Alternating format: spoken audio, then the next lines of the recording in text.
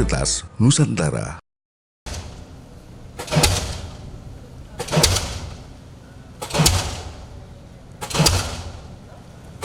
Pembangunan revitalisasi Pelabuhan Penyeberangan Bawahan Sabang yang dilakukan Badan Pengusahaan Kawasan Bebas Sabang atau BPKS diperkirakan rampung pada tahun 2020.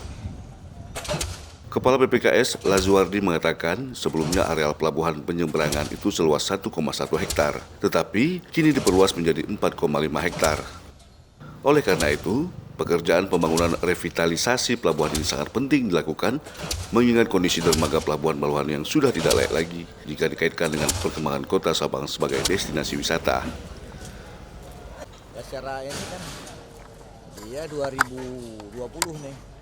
Selesai, Pak. Targetnya selesai tahun berapa, Pak? 2020. Ada pengembangan apa lain selain setelah ini selesai? Nah ini belum ada ini kan. Ini dulu suruh selesaikan. Ini kan yang kita minta tambah panjangan tahun.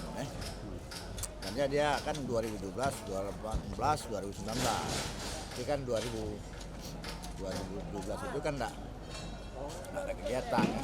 Harus tambah 2020 lah.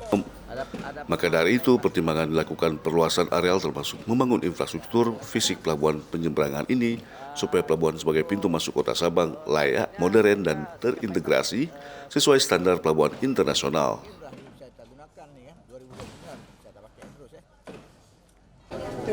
Dari kota Sabang, Pulau Weh, Ferry Fendi melaporkan. Ya, Pak.